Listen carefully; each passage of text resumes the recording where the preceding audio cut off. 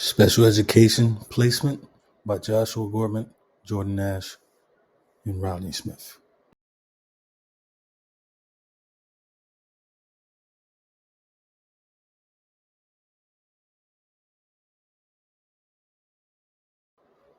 The determination of appropriate educational settings and supports for students with disabilities aiming to provide access to general education curriculum while meeting individual needs.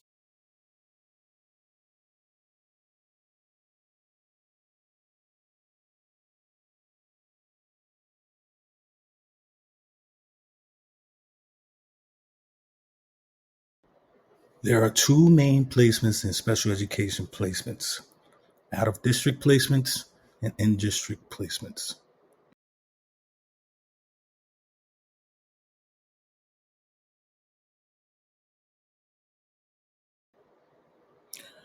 These are special education placement, continuum of educational placement, regular classroom with accommodations and modifications, regular classroom with pull-out services, home education options, least restrictive environment, separate schools, and separate classrooms.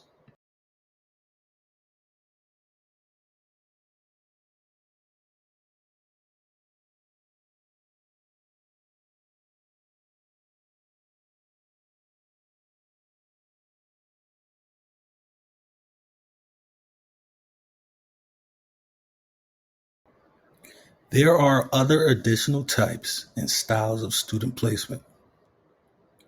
Several are here: general education classroom, general education classroom with accommodations and modifications, and co-taught classes.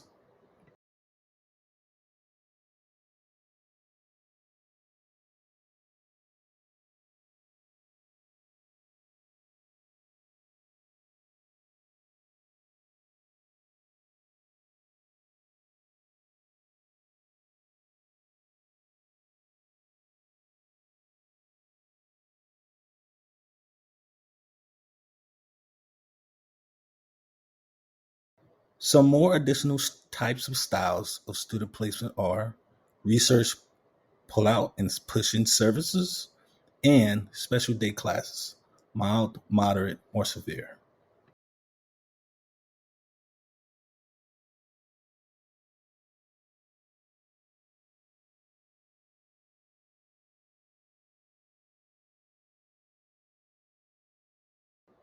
There are also these styles as well: emotional disability classes, county classroom or regional programs, deaf, blind, and visually impaired classes.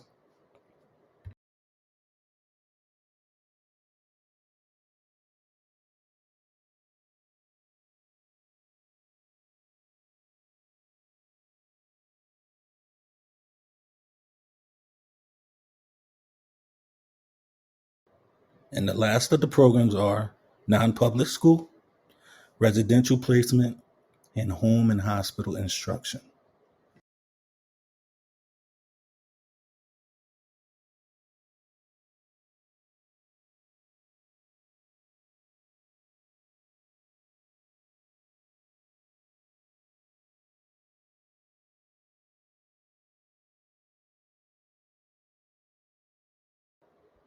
The benefits of special education placements.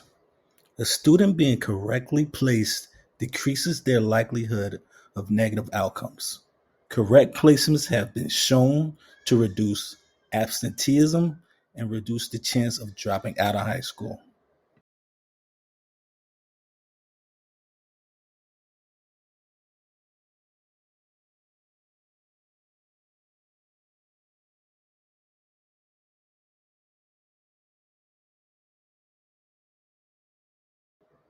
The flaws of special education placements. A student being incorrectly placed can lead to the regression of academic performance, decrease in social emotional well-being, and a decrease in social integration through communication and other life-related skills to become successful in life.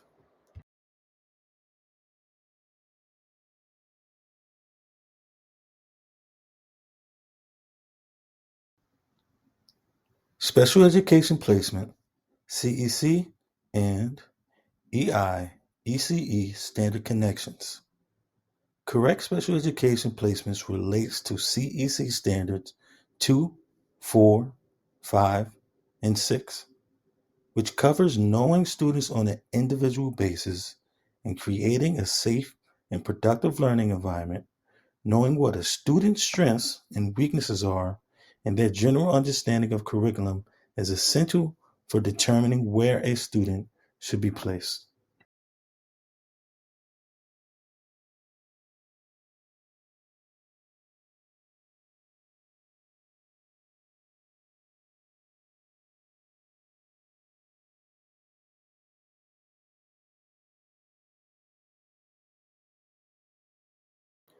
Here are some special education placement real-life examples and stories.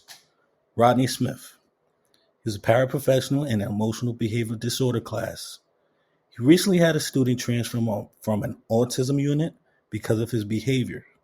He has limited vocabulary and sometimes won't speak. We have units specifically designed for his need. His academic progression has slowed due to him not receiving the needs listed in his IEP. We don't have the personnel to help him progress academically or socially. This is an example of a flaw in a placement. Here is another life example from Jordan. At the beginning of this school year, a new student joined my class who had not been at my school this year prior. He came from a school that did not have a self-contained classroom, which means he was in a general education setting where his needs were not being met and little data was collected on him. After he joined my class, we were able to assess him in a different setting and determine what the correct placement would be for him. He was then placed into a new program that could better suit his individual needs.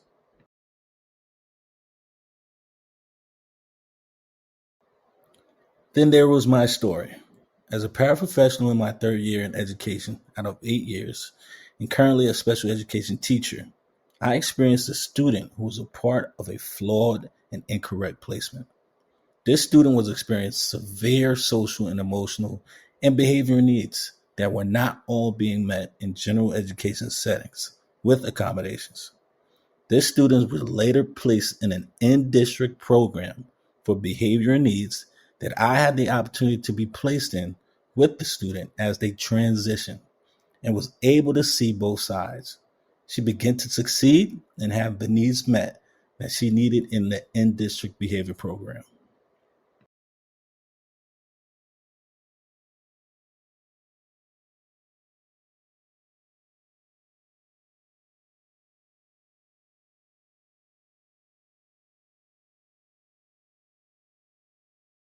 Created using Powtoon.